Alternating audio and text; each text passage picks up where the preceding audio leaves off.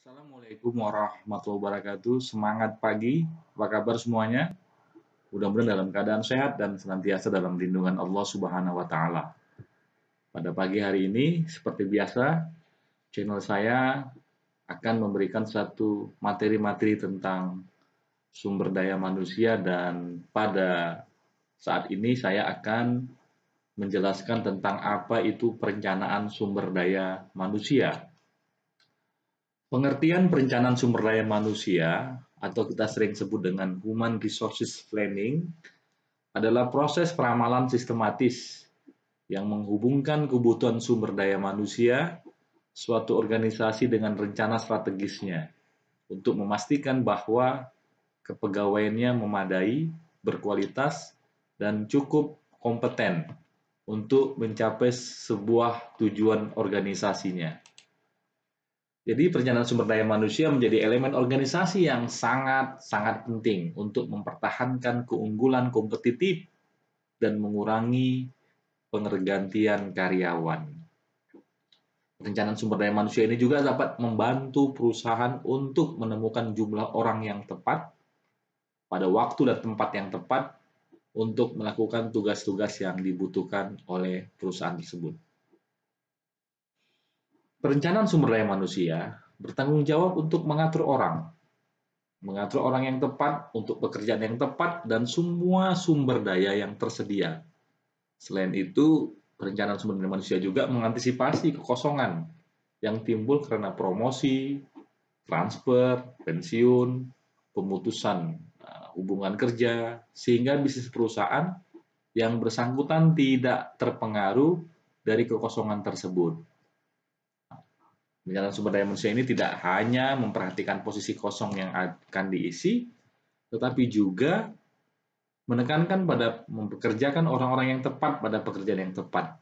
Dengan demikian, perencanaan sumber daya manusia ini juga harus berfokus pada pengembangan keterampilan karyawan yang ada melalui program pelatihan interaktif agar karyawan-karyawan tersebut dilengkapi dengan keterampilan yang diperlukan di masa depan untuk pencapaian tujuan organisasinya. Ada beberapa pengertian tentang perencanaan sumber daya manusia dari para ahli, ya. Di antaranya adalah dari Andre Skula, ya, dalam buku yang diterbitkan tahun 1941, halaman 145, dia memberikan satu penjelasan bahwa proses perencanaan sumber daya manusia adalah proses untuk menentukan kebutuhan tenaga kerja dan berarti mempertemukan kebutuhan tersebut agar terlaksananya interaksi dengan rencana organisasi. Ada juga yang dijelaskan menurut Robert L. Mathis dan John H. Jackson 2001. Dia memberikan penjelasan bahwa perencanaan sumber daya manusia adalah proses analisis dan identifikasi tersedianya dan kebutuhan akan sumber daya manusia sehingga organisasi tersebut dapat mencapai tujuannya. Ada beberapa lagi yang sebenarnya bisa kita uraikan di sini, tapi kita ambil satu lagi saja dari Mondi dan Noe tahun 1995. Dia memberikan penjelasan bahwa perencanaan sumber daya manusia adalah proses yang secara sistematis mengkaji keadaan sumber daya manusia untuk memastikan bahwa jumlah dan kualitas dengan keterampilan yang tepat akan tersedia pada saat mereka dibutuhkan. Jadi ada beberapa tujuan, ya, perencanaan sumber daya manusia ini sendiri. Yang pertama adalah menganalisis tujuan organisasi. Tahap pertama dalam perencanaan SDM adalah menganalisis tujuan yang ingin dicapai oleh organisasinya. Tujuan organisasi di sini, ya, dapat diurai menjadi tujuan yang lebih fokus pada tujuan yang ingin dicapai oleh unit kerja atau bagian tertentu seperti bagian produksi, bagian pemasaran, ataupun bagian keuangan. Tujuan-tujuan tersebut kemudian ditetapkan sebagai tujuan fungsional atau tujuan departemen.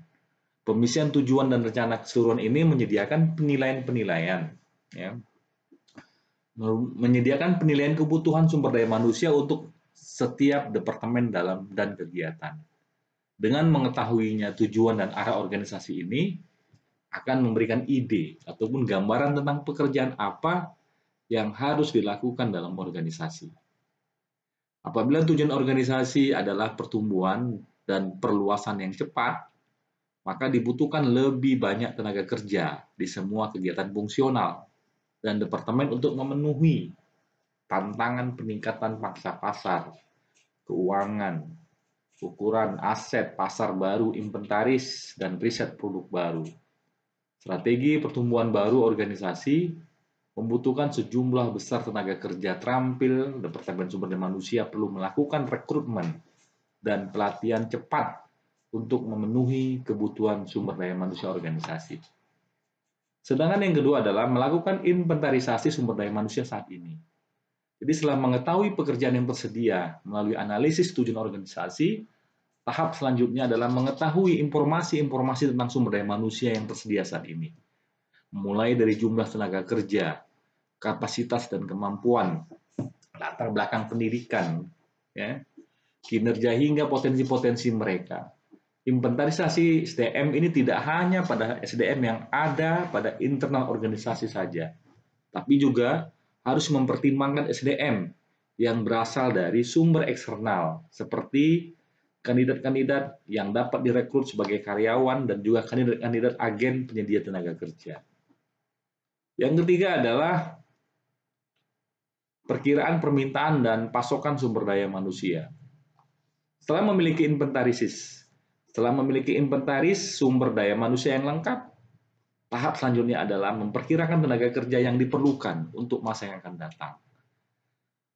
Organisasi atau perusahaan akan mempertimbangkan apakah perlu adanya penambahan tenaga kerja, apakah perlu peningkatan produktivitas dan kemampuan karyawan saat ini melalui pelatihan dan pengembangan keterampilan baru.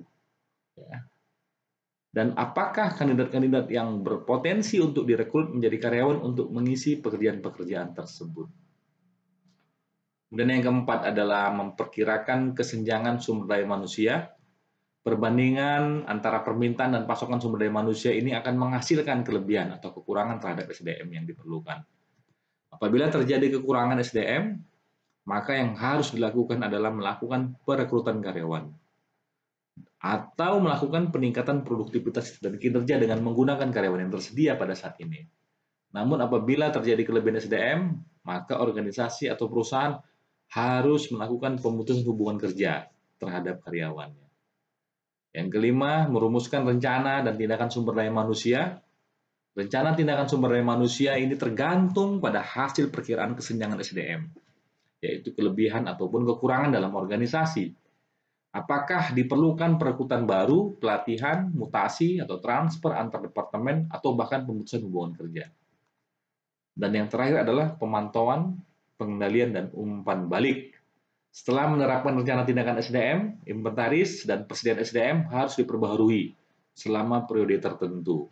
Rencana aksi ini harus dipantau dan mengidentifikasikan kelemahan-kelemahannya untuk diambil tindakan selanjutnya.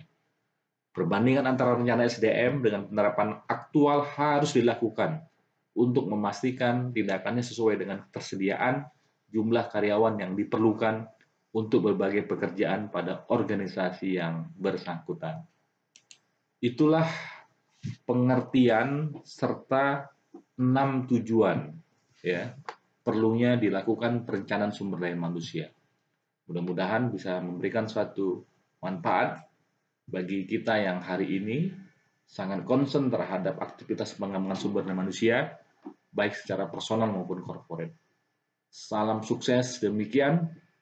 Wassalamualaikum warahmatullahi wabarakatuh.